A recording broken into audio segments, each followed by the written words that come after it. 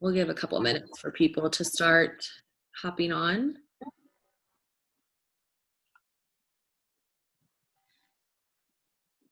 So is that slow part in the beginning? People just waiting room coming in.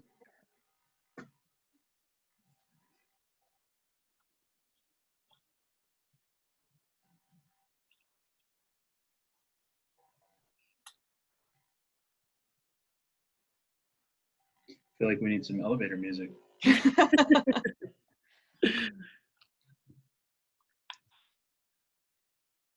Oh, hey, Michael. Good morning.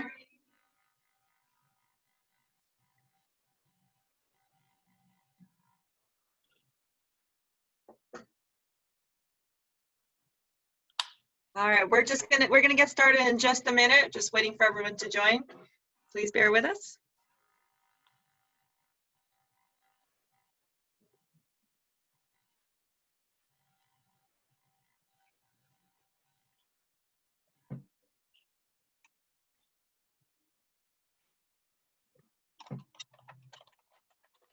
All right.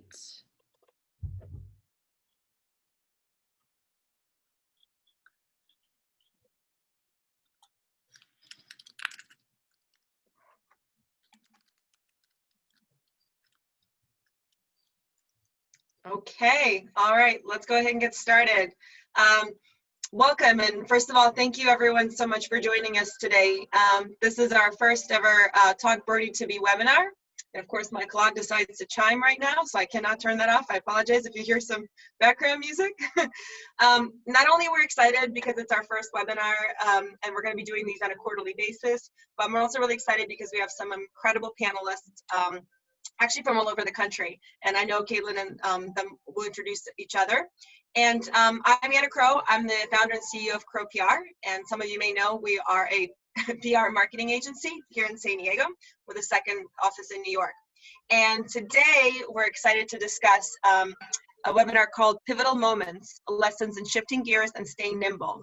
And we're gonna have these great panelists talk us through the last few months of their business on the professional side and maybe some personal side, and what they've been doing and what's up ahead for them next.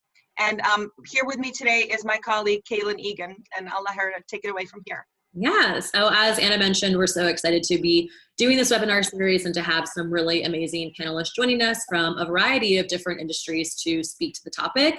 So with us today, we have Brittany Merrill Yeng, the co-founder of Skrewball Peanut Butter Whiskey, Daniel Cruz, CEO and co-founder of washbnb, Chris Lynch, co-founder of Everyday California, and Justin Foster, the general manager of the Harpeth Hotel in Franklin, Tennessee. So just over the next 45 minutes or so, we'll be asking them some questions and giving each of them a couple minutes to answer and give their insight. For those of you listening in, there is the chat box where you can submit any questions for our guests along the way, which we can jump into at the end. So why don't we just kick things off with each of you briefly in a few sentences, just telling us who you are, what you do, and a little bit about your company. So Brittany, why don't you kick us off? Hi, so thank you. Thank you for doing this. So I'm Brittany. I am as she said, I'm the founder and managing partner of Skrewball Peanut Butter Whiskey. So I started as a chemist and then I went into law, practicing pharmaceutical patent law, and decided to kind of completely shift gears and sell fun. That's kind of what we like to say we do. And so we have our group of misfits and we've been going around the country expanding peanut butter whiskey throughout. Great. Daniel, what about you? Yeah, I'm Daniel Cruz. I'm co-founder and CEO of washbnb. And I'm originally from California. I'm a Bay Area native. I relocated to Milwaukee about 4 years ago. So just getting started out in the Midwest. Love it here. It's a great place to live. And so washbnb, I've been an Airbnb host for 4 years now since moving to Milwaukee. Found a lot of success in this market, building a little business sort of on the side, and always ran into a laundry problem. And as you scale your business, you have to do a lot more laundry in any sort of hospitality business. And so what washbnb is aiming to do is completely automate that process for hosts, running a sheet and bedding linen rental program that includes pickup and delivery and really just helps you deliver wonderful enlightened hospitality to your guests all through their chain. And we're really important. We really care about creating value across all of our stakeholders. So you hear a lot about how we pivoted in response to coronavirus and all that fun stuff as well. Thank you. Awesome. Thank you. Chris, what about you?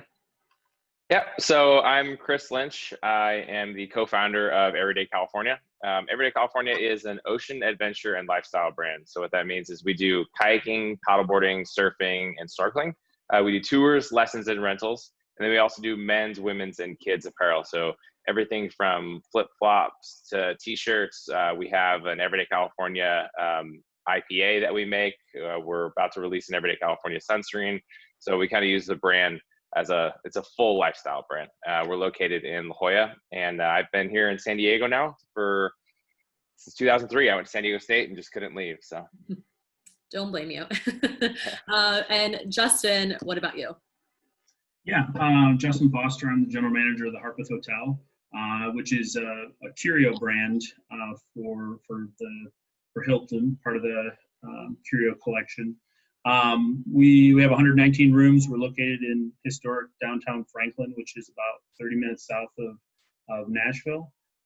We have two really great food and beverage outlets, $17.99 kitchen and cocktails, and McGavick's Cafe, both well known in the local area, and support a team of about 75 people.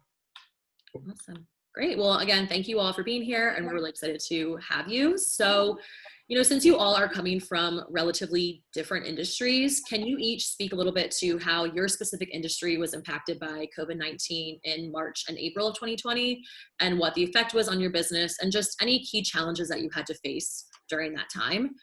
Justin, why don't you start us off with the Harpeth? Sure. Well, in the beginning of March, and it's kind of unfortunately forgotten, but we had a really bad tornado that hit in downtown Nashville. So we were just getting through those impacts, and luckily the hotel here wasn't impacted very much. But when COVID hit, it hit our industry very hard. I think everybody knows that the travel industry was negatively impacted by COVID. But it went from, we were ramping up. We're a new hotel, just opened in November, and having the best month we could have, dreamed of having. And then boom, from the rest of March, April, May, we basically lost every piece of business that was on the books. Went from selling, getting close to selling out to selling 0 rooms a night. We had to quickly make decisions to where we were pulling back on schedules. We were pulling back on freezing on spending. Looking back, maybe we could have moved a little quicker, but that really changed our outlook on what we had to do. Really the impact it was really, really difficult for our industry. Yeah, absolutely. And we know how that feels. So Daniel, what about you? Yeah, very similar. In a business that depends on serving people who then serve hospitality to guests, very much like a hotel. We were just building our product and defining what our service would be when COVID-19 really struck in a big way. Actually, we started a tech accelerator that we're accepted into on March 12th, the day after the NBA season was canceled, and our tech accelerator got moved completely remote. So we looked at instantly a world where everything was operating at absolute peak capacity in short-term rentals. 2020 was going to be the biggest year. Milwaukee specifically was preparing to host the Democratic National Convention, a huge golf tournament in the fall. All of us had record numbers of bookings and revenue to look forward to for this year. And Airbnb had even named Milwaukee as the top global destination for 2020. And so we saw that all just disappear basically instantly. We have seen very much a V-shaped recovery though in short-term rentals, especially as you get further away from urban markets. There is a lot of reasons why there's families traveling instead of business travelers and things like that. So we're seeing a large drive destination. And I think we're luckily well positioned to take advantage of that in Wisconsin, in the middle of the country, and place that's been a vacation destination for Midwesterners for a long time. So we're getting back now to developing our original product and service as planned. There seems to be some wind behind our sails with COVID-19 as far as stressing transparency and standardizing your cleaning process and then be able to communicate effectively with your guests. How effectively are your laundry, company that you're using or your laundry partners, all sorts of cleaning and things like that. So we just kind of happen to get lucky that we're offering a product that's clean. Yeah, absolutely. Brittany, what about you? And what about with Skrewball being a whiskey brand? How was that? Yeah, so initially for us, having come from the restaurant industry, my husband had owned multiple restaurants. We definitely saw that industry getting on the front line just with the hospitality. And for us, our initial reaction was, we don't know how long we're going to be up in business because, as much as people think it's a product business and it's just out there and that it's not affected, we have to make the whiskey and we have to get it to the stores. There's drivers, there's a whole line of stuff that does actually have to be physically out there. And quite frankly, as the grocery stores were getting, completely, everyone was buying everything. The liquor aisles were still intact in the beginning. And so for us, our initial reaction was just to put our money where our mouths were. We built this around that background of having been in the hospitality industry and wanted to focus on getting money out there to the bartenders and everybody. We did not forget about Nashville. Unfortunately, a lot of the organizations that we were reaching out to were still helping the bartenders that were hit with that tornado. And so for us, it's been interesting. I think, as many of the other people I would mention, for a growing company, you're literally handcuffed of everything. You're on your uptick. This was supposed to be our year to do all this marketing. All of our marketing is planned around touching the consumer, being out there, having fun, people going out to restaurants, and about 30% of your business disappears overnight. So 30% is better than 100%, but that other was not completely insulated. Yeah, absolutely. And then Chris, what about you with Everyday California? Yeah, I think it's a pretty similar story to everybody else. Unfortunately, when Newsom put in the stay-at-home order, our business went from up 50% this year. We had seen about 70,000 people last year kayaking, paddleboarding, surfing. Through January and February, we were up anywhere from 50 to 60% in our bookings. We were looking, same thing, banner year, off to the races, and we went from 100 to completely shut down. So unfortunately, we had to do just like everybody else. We laid off about 60 people the day after the stay-at-home went into place. Like I think many restaurants did. We didn't know how long this was gonna happen, so we instantly, unfortunately, had to go in and be aggressive, laying off not only employees but all of our agencies that we were working with, really any sort of products or any service based. But we were able to actually switch gears because we do all of our apparel. So we kind of took advantage of that. We kept on our team, our marketing team, so graphic design, photography, videography. I dove back in to relearn how to run Facebook and Instagram ads. And we kind of started from basically step one again with our online store. So that's really been helpful. Yeah, absolutely. Well, then kind of piggybacking off of that, just, during the last 3 or 4 months, how have each of you been able to pivot your business and marketing strategy? And if so, what did you do and why? And talk to us a little bit too about your thinking behind those pivots. Brittany, do you want to talk to us a little bit about how Skrewball pivoted? Yeah, so I think our first reaction was, so our sales team is actually all based in San Diego, even though they're out throughout the country. And so the first thing was to pull them all back home. And, rather than, what we figured was, we had enough to kind of keep them on for a few months and everything. And so we were like, look, you guys, we'll keep you on, and just all we ask is that you guys do something to contribute back to the community. And so with that, they started putting together care packages for a lot of the bartenders in the community. We ended up doing an entire social campaign really centered around, you know, raising awareness. It's not, I think people think it's just the business owners that are losing money. It's also the people that were getting laid off at the time and they didn't have the packages, the unemployment packages that they now have in place. And so we had done a Screw COVID-19 campaign where we just basically would donate $1 to Bartenders Association and CORE, which is California restaurant employees, or sorry, children of restaurant employees.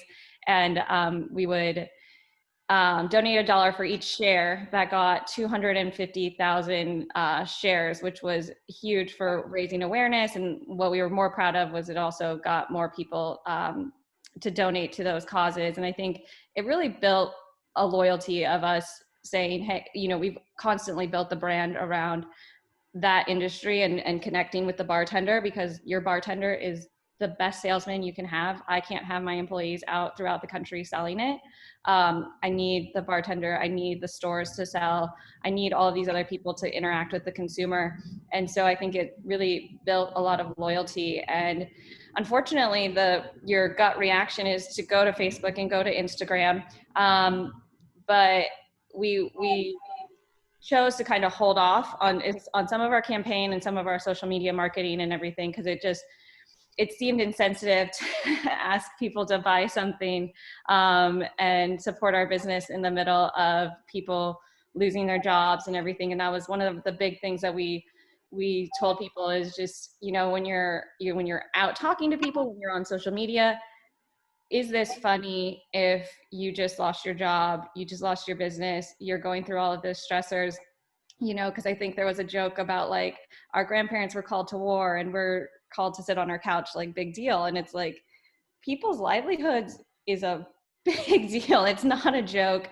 It causes more stress than anything. And so, you know, we kind of went more putting our money where our mouth is and doing that as our initial kind of gut reaction to everything.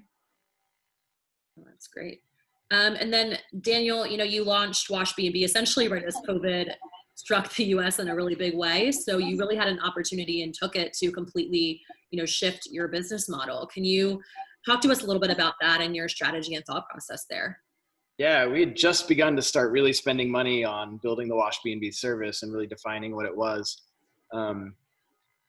We had spent so much time planning and a lot of time, you know, 4 years figuring out that this was such a huge need and opportunity in the market.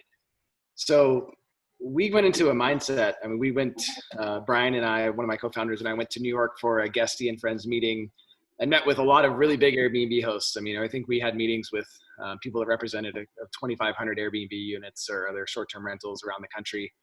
And every single, you know, it's nothing but heads nodding. Yes, this is a great idea. Can't wait till you can launch in our backyard and take this off of our hands for us. And so we thought we'd crafted this perfect plan. And so when coronavirus really hit, it wasn't the first instinct was to think of something different. It was like, we have this perfect plan. Okay, maybe just wait a little while, or this will give us some better time to plan and really hash it out and make sure we're ready to execute when things come back. And then a week later, okay, things might not come back anytime soon. Do we shut down? You know, getting into a pivot mindset wasn't a natural move for us. But luckily, one of our other co-founder, Kat, we realized we were already doing washing and folding for our first customers. And she just said, if we're already at laundromats, we're already washing and folding for sheets, why don't we just see if there are some elderly folks in the neighborhood that need help getting their laundry done. We had seen people, you know, doing errands for neighbors and people that really couldn't leave their homes without significant risk. We found out that, you know, I think 30+% of people in Milwaukee do not have access to washers and dryers in their homes. So that means they're doing their laundry in some sort of community space, and laundry in this world we live in where you have to wear clothes is definitely essential. And so we decided, okay, how long would it take us to launch some sort of wash and fold consumer service? There are startups that do this in big cities. It hasn't really made its way to Milwaukee yet. And so we started with that idea. And I think within 3 days, we had a website up and started taking orders and just were feeling it out. We knew that this would be a great story to tell and potentially, you know, bring some recognition to the brand as well. So I was introduced to Anna with Crowe PR, and engaged. And I said, I think we have a really compelling story to tell. We really want to help people. We have some donations that we're taking as a model. So one of the other things we did is we created a model where we would take full payment from people that could afford it. And if you were out of a job or couldn't afford what it would actually cost us to do laundry, then we would do it for free from you and hopefully have some donations to offset the cost of that. And then the third component was that we were hiring out of work service industry professionals. I've two of our co-founders are bartenders to this day, myself included. So it was a big deal to see not just us lose our income, our secondary income, but literally every single person we knew in town be completely out of a job. So how do we get some people to work? How do we help some people that can't get out of their homes? And how do we build a business out of it in the same way? So that was really our pivot, and it did amazing things. Anna and her team brought a New York Times article to us.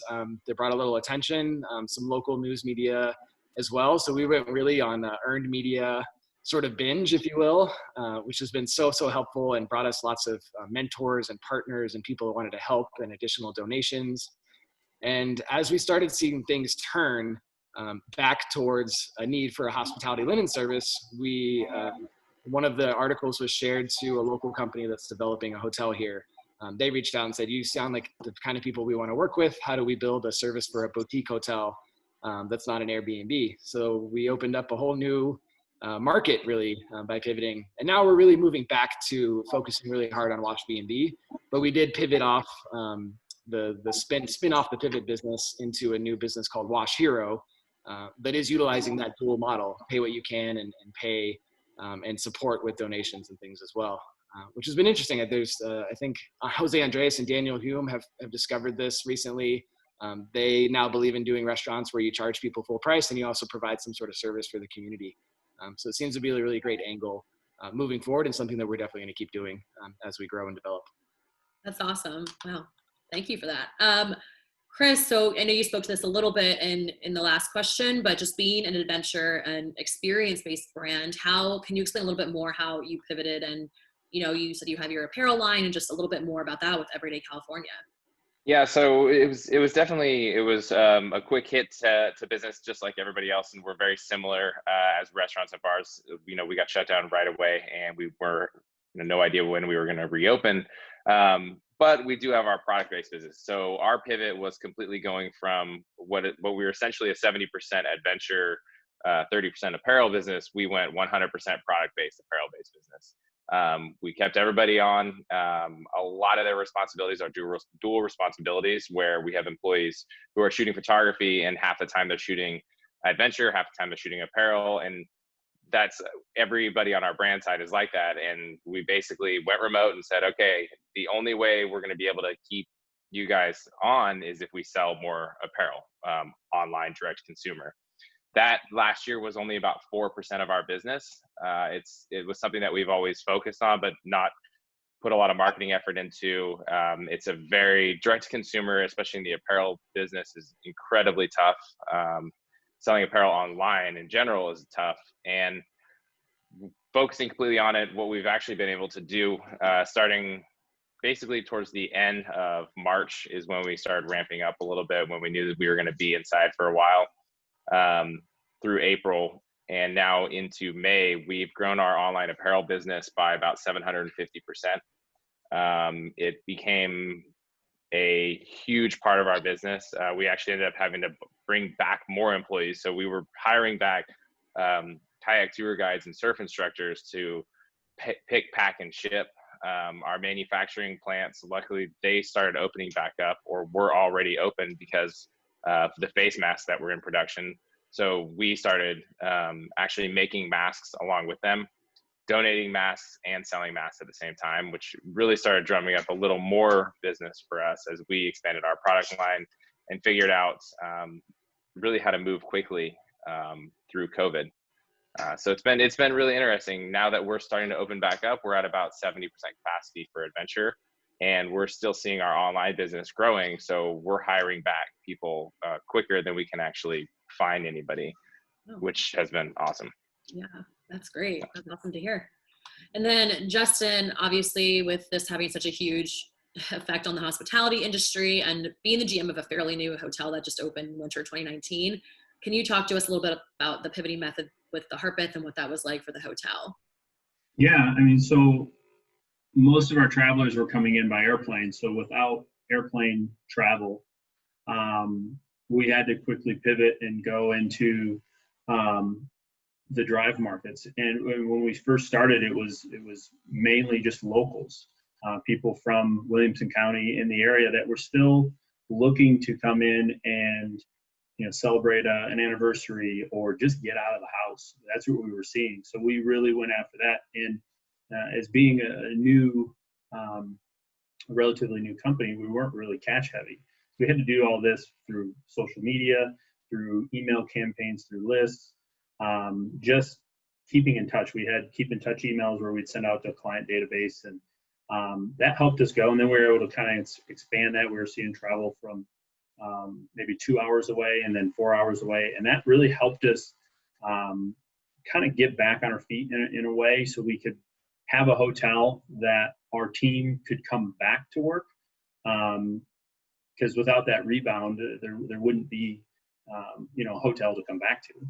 So it was all about shifting and going after that drive market. I think if I can interject real quick, Justin, we're seeing the same thing. We've completely switched all of our marketing efforts from an adventure standpoint.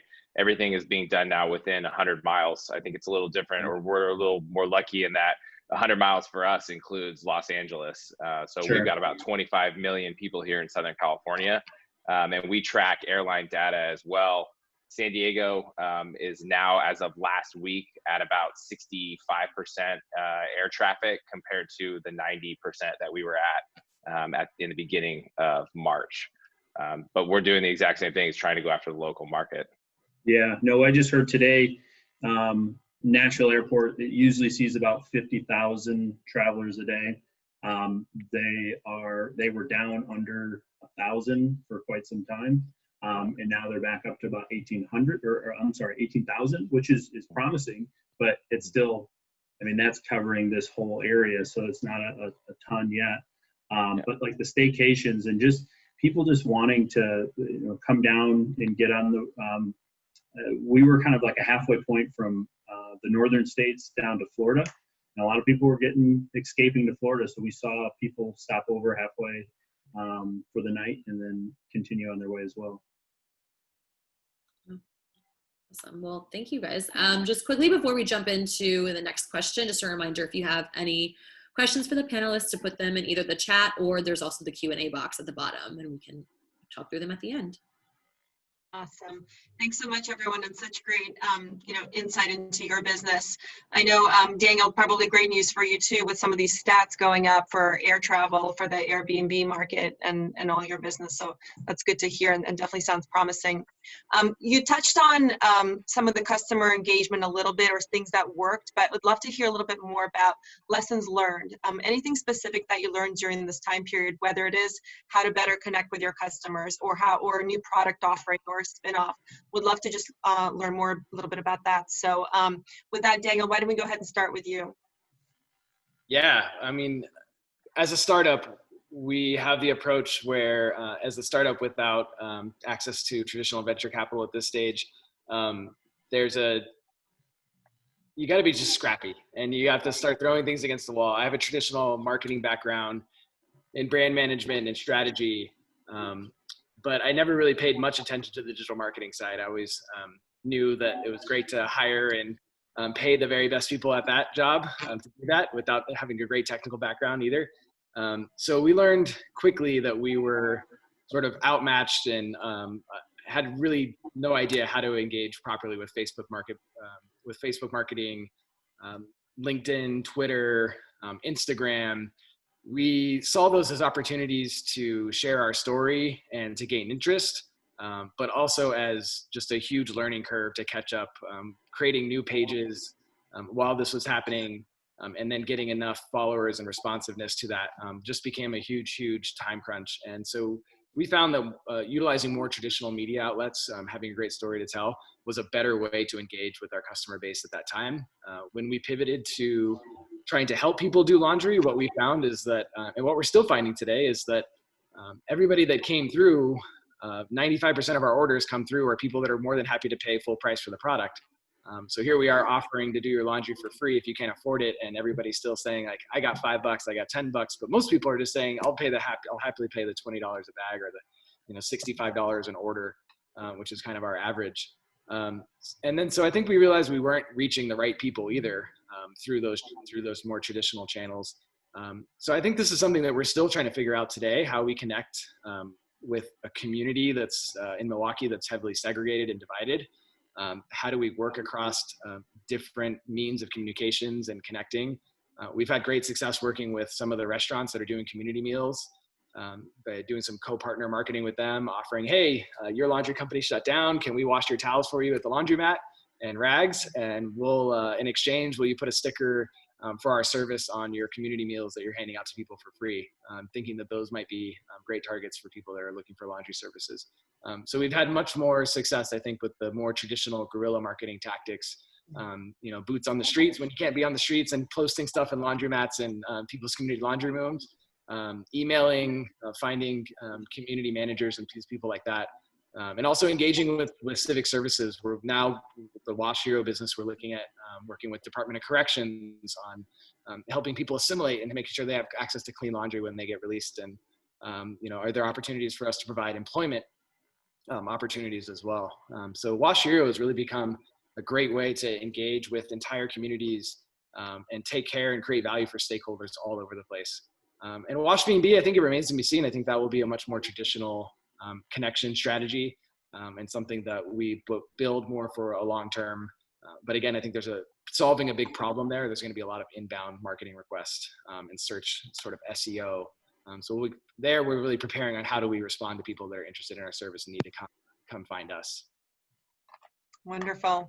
I'm not sure if my connection is stable, but if it is, hopefully it's working, and I'll pass it over to Brittany. Brittany, you had mentioned that obviously the Screw COVID campaign was super successful, and you guys were so generous in that.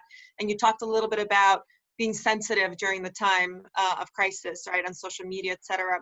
Can you talk a little bit about some of the lessons you learned, whether it is engagement or products or just, shifting strategies throughout this time? Yeah, for us, we have traditionally been heavy on our social media, and this, so even a company that had all these plans, we had videos in the works, plans to get everything done, it completely threw it out the door. We couldn't do the videos that we were planning on producing. We couldn't do anything. And it really just didn't seem right to do some of these funny, jovial things. So, sometimes it was a lesson of being, it seems weird, but, having to be patient through times and just, let society heal a little over certain things. And so for us, it was stepping back and gave us time to reflect on what we needed to do. We were able to, this was incredible. We had an entire production that was, in person and flying and getting people from all over. And what we ended up doing was we had a two-person crew where they actually were a couple. They did set design, acting, like everything you could possibly imagine. And they were able to get videos together for us to continue to build content. And kind of as the same with photography, really, because one of the things is our brand is built on social engagement, and this was a time where promoting people being together wasn't appropriate. So we had to change the messaging, change those things. And then I think this has been a very unprecedented time, not just with COVID, but the Black Lives Matter and other things that are going on right now. And we just needed to make sure to, allow those issues to shine and not push our commercial message over everything else that needs to be said. So it was definitely, it's been an experience of, we still need to, for us, we want to do these nice things. We want to be able to do these Screw COVID campaigns. We want to be able to donate. My husband and I want to be involved in the organizations that we've been involved with. So it's this balance of making sure that we're still keeping the business afloat so that we have resources to be able to do those things while, making sure that it's not tone deaf with everything else that's going on. Yeah, absolutely. That's great to hear. Justin, obviously you mentioned the hotel remained open, but there was a huge decline in bookings, and the hospitality industry pretty much stopped. What are some of the things that you learned along the way, and whether it is engaging with customers or just in general from a business standpoint and running a hotel standpoint? Yeah, I mean, one of the things we probably could have done even better is just communicating that message that we were still open. Through limited funds and different channels. I mean, we did what we thought was the best way we could have. But there was probably, looking back at it, we could have been a little bit more out there that we were open, because there were a lot of hotels that did close in Nashville and this area, even that are still closed in our county. But that message could have been a little bit more out there, just to help capture the guests that were still traveling into our hotel only. Mm-hmm. Got it. Yeah, no, that makes sense. And Chris, last but not least, you had mentioned you created some new products. You started off with masks and you shifted some of those things. What are some of the other key lessons or things that really, you're taking away from this time? I think the biggest lesson that I'm going to take away personally is how quickly you can actually pivot, how quickly you can move a team in the right direction. Brittany mentions this as well. We're going through COVID, but Black Lives Matter is also a huge movement right now, and we were able to design a shirt on a Sunday, have it finished on a Monday, sent to production on a Tuesday, shot and done, launched on social media on Wednesday, and by Thursday we were donating half of the proceeds of every single shirt, or about $10 per shirt, to the NAACP, and that happened within 6 days. We've never launched a product within 6 days. I mean, it was just a T-shirt, but it shows you how quickly you can put your team towards a project, and they'll do it. And that's what's been happening all through COVID, with my employees knowing, and me just being honest with them. Hey guys, if we don't keep making money and keep the business afloat, then I'm not going to be able to keep your hours coming. And everybody wants to keep working. So everybody's been working together and really moving quickly to find every opportunity that we can to stay in business. And it's worked really well for us. And we've been able to bring even more people back on. So we're just hoping that this continues and that everybody is still taking COVID seriously. Absolutely. And it was very impressive of how fast you turned those shirts around. I think we may have talked to you guys on a Wednesday, and by Monday or Tuesday you were showing us photos. So definitely kudos to that. Lesson in being nimble and shifting gears was definitely seen there.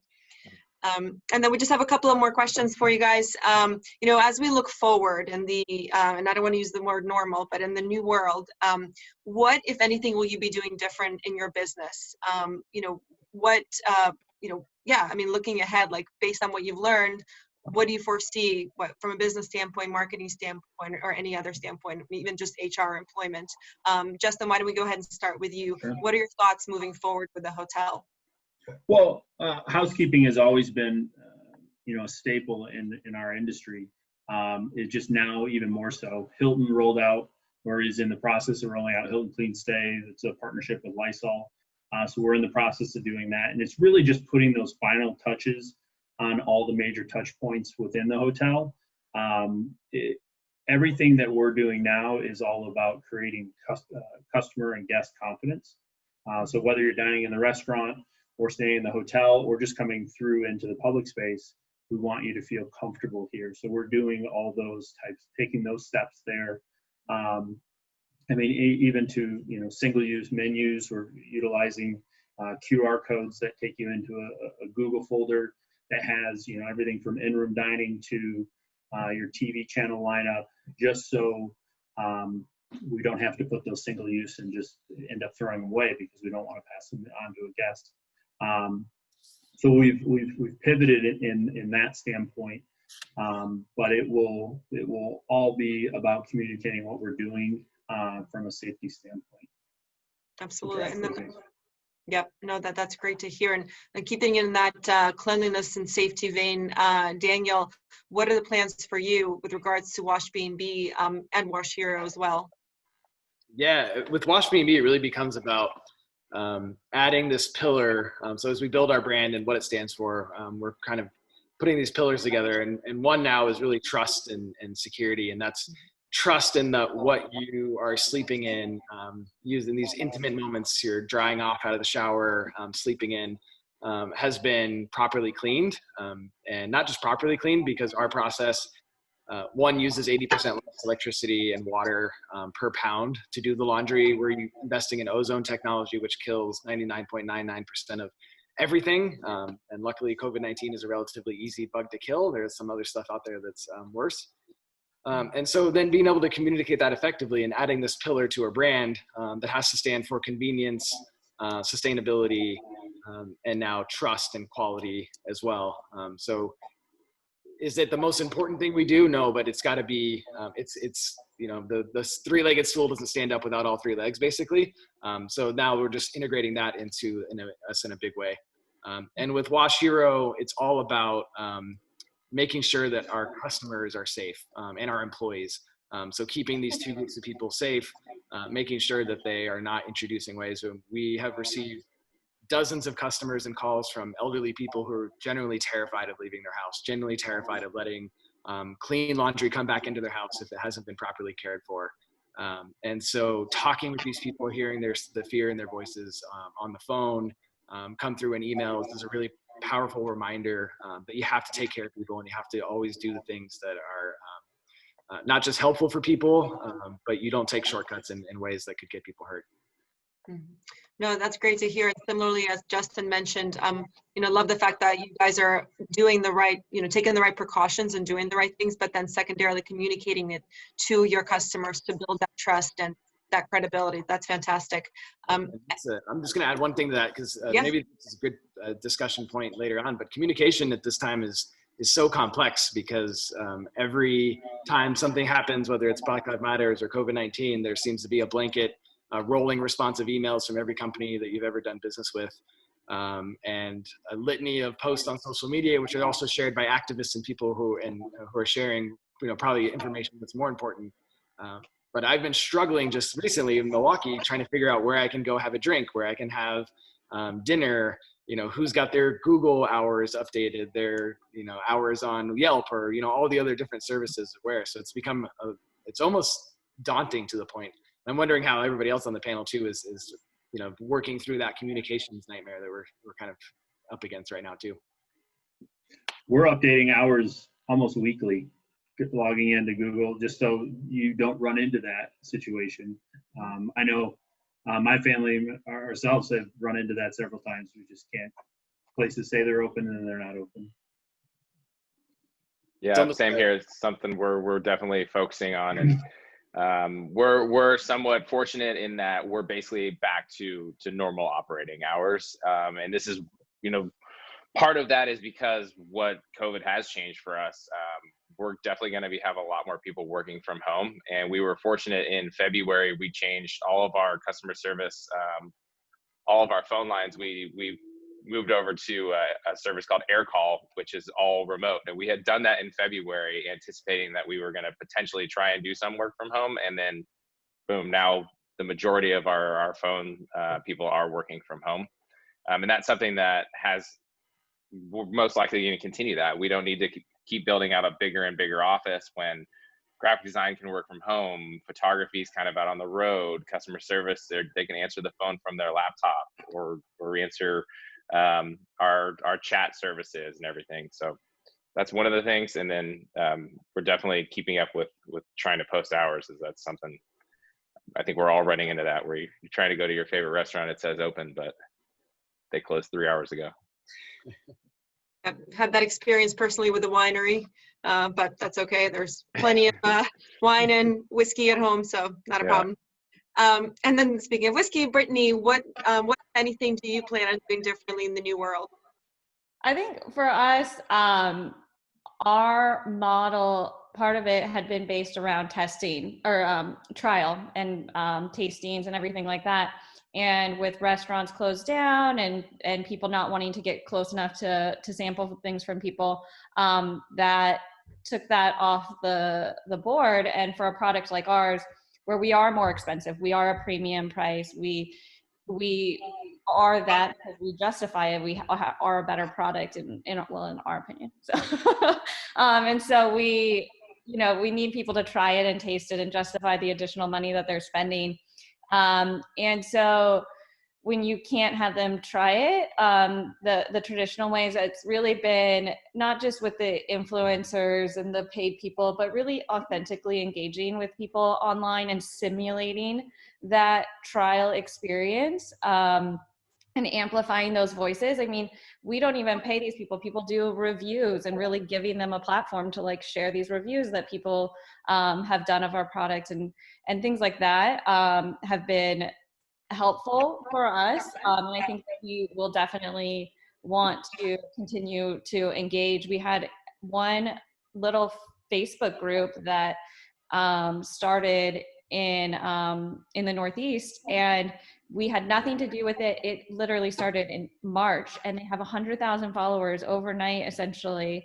And they all were just posting about Skrewball, and we had nothing to do with it. It was very organic. And so, engaging with those customers that are now newly being exposed to it and being told by all their friends is definitely part of it. And the other fun part that was kind of coincidental was that my husband had this dream for this sheep van. So it's a van that has like shaggy carpet all over it, and it's basically like an RV.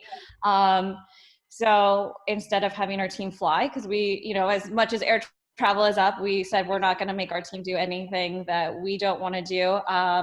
And so they fortunate to have that in the works in the next few days. So our team has a place to travel, and if they want to go to a hotel, they can go to a hotel, or they can sleep in the van. It has a whole bed set up for them, and bars and everything. It's completely ludicrous, and they're pre-COVID was probably not really any use for this van, and now it's perfectly positioned. Very cool. Cannot wait to see that van. Yep. That sounds great. Milwaukee. Yep. To do a whole road trip across America. Well, that's the plan. Yeah, that's awesome. Very cool. Well, we got just one last question for you guys, and Brittany, let's stay with you. Just kind of, you gave some really great insight and some feedback from what transpired and things that worked for you guys. Do you have any other specific advice for people and companies out there, especially as we look ahead to the next quarter and the next year? Well, I think it goes to one of these, the anonymous attendee was really about the core values. And I think that was the biggest thing, that when it hit, it's always about going to basics and going to what is our company. And I think you kind of noticed in the language I've been using is everything that we did was going back to basics. What do we stand for, and how do we take that and apply it to a new direction? And so for us, I think that that's the biggest thing that any company should kind of go back to, is what did we create this company to do? What are we good at? And what are we bad at? Because we don't want to, if we're not good at something, that's not a good pivot strategy. And so really going back to our core values, I think is the thing that's helped us. And I think it helps most of the companies that I've seen successfully go through this have done similar things. Yeah, I love that. That's really great advice. So important. Chris, how about you? Oh, you're on mute. There we go. I think I keep harping back on the same thing, but I think looking forward, it's you just have to be open to pivoting anyway and just being quick about it. I think if you talk to a lot of entrepreneurs, and I think Justin even said this earlier, you wish that you would have done some things quicker. I wish we had done some things quicker. And I think moving into the summer and the fall, we're going to have to, depending on what the landscape looks like, whatever the decision is, we're going to have to make it quick. So we're either going to fail fast or we're going to make the right decision. I think that's going to be really, really important in this new climate. Mm-hmm. No, that sounds perfect. Justin, how about you? Yeah, I would agree. I mean, I think if you look at, all of our different segments of business, where business comes from, and, what was the largest before is probably going to be the smallest. And, just looking around where your current area, it really was the community that kind of is coming back first for us. It's the locals that are coming in and going to the restaurant and staying overnight, creating a staycation. And then, you know, hopefully the business travel and the group business will all start to come back in the third and fourth quarter. But sometimes that right where you're at is what you got to look at. Yep, absolutely. Great. And then Daniel, let's wrap it up with you. Any advice for people and businesses out there? Yeah, I'm going to echo what the other panelists said so eloquently as well, and just add that I think if you lead with your values, you're going to make the right decisions. I think there's a couple questions from panelists too that asked some about that. Understand and define your values, be really clear about what they are. Lead with them, lead with your heart. And when you pivot within your values, because you'll make the right decisions. You won't just be spinning. Maybe you'll find a business that's completely unrelated to the perfect idea you had hatched in your head for the last 3 years, or maybe it'll become something completely different. But if it aligns with your values, your employees will probably not just follow you there, but take the lead and march right in the battle with you. And your customers will happily follow you or find you or share your story or engage with you, however they see fit, because they probably already aligned to you and your core values already. Yeah, that's awesome. Thank you guys so much. On that, I'll pass it over back to Caitlin. Yeah, thank you guys. You actually answered one of our questions, which was about core values and how that shifted. I think we have time for maybe 1 or 2 questions. For any questions we don't get to, we can connect with those attendees and be sure to get those answers for them. The one question is, what's the #1 priority for your business for the remainder of the year? Justin, do you want to kick us off there? I mean, ours is to get back to what we foresee as the new normal. But I mean, I mentioned earlier is just making sure that the consumer has the confidence in us that they're going to be safe when they're on property. I think if we can tackle that and win, you know, that goal there, the business will continue to come in. Absolutely. Brittany, what about you? For us, I mean, it's shifted, right? At first it was really about getting the brand out there and getting it out in all these different places, right? We were so starting in 2020, we were new to all of these new markets. But I think it really came back to us. I think we really want to really focus on the brand. And I think it's just been a time for us to, you know, not just about getting it out there and getting it out into as many hands. It's about getting it into the right hands that kind of share what we want to do and allow them to kind of share the story with us and grow with us. Absolutely. Chris, what about you? Yeah, for us, it's safety and being able to get everybody who's local out on the water. We have such an amazing resource with all of our kayaking and paddleboarding and the sea caves and people who still live in San Diego who don't know how to surf. And there's such a big opportunity here. And you know, the former director of the CDC is saying, you know, being outside is the best thing for you during this time. So we would like to get as many locals out on the ocean as possible, but we also need to maintain safety protocols. So I think for the remainder of the year, it's making sure that we're not a hotspot, that we don't become a community spread, because there are a lot of people going to the beach and we're having to deal with that. With so many places closed, the beach is open. And if you're going to the beach, you want to rent a paddleboard or you want to get a mask and snorkel, they're coming to a place like ours, which is why, you know, we have lines established that are running down the block. We look like a bar now. We got somebody with a counter outside checking off to see how many people are coming in and out of the store at one point in time. So for the remainder of the year, for us, it's to stay open and to maintain a safe environment. Absolutely. And I know that there's been a couple people in our office that have used like rented paddle boards and kayaks in the past couple of weeks and have said it's just been the most like amazing escape from being indoors for the past 4 months. So definitely great to know that. And then last but not least, Daniel, what about you? Yeah, I think for washbnb and Wash Hero, now it's all about execution.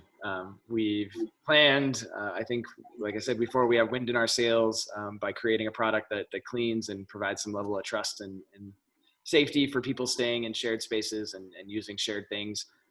So now we just got to execute against that. We have to develop a distribution network that involves not just delivery, but also pickup. We have to develop laundry capabilities, whether we're outsourcing and working with partners or doing actual washing and folding in-house, which we have a hybrid model. We're doing actually some of both. And so now it's just it's a ton of execution, and that'll be the goal from here on out in 2020. And hopefully not a whole lot more pivoting and moving around and maneuvering. But if it does, like I said, we'll be ready for it. But hopefully now we can just have some time to execute against our plans. Yeah, absolutely. Well, I think I think just for being mindful of time, those are all the questions we can get to. Thank you again all for, taking the time out of your busy schedules. We really, really appreciate it. And yeah, Anna, any last words? No, just thank you. Grateful for the opportunity to talk to you all. You've all been doing really incredible things, and we're obviously big fans of the brands that you represent and the people that you are. So appreciate and happy to be able to share, your insight with everyone. And we'll be recording this, as you know, so we'll be disseminating this out and share with you as we have it. But thank you so much. Thank you, everybody. Thanks for having us. Thanks, guys. Thanks for having us. Yeah. Appreciate it.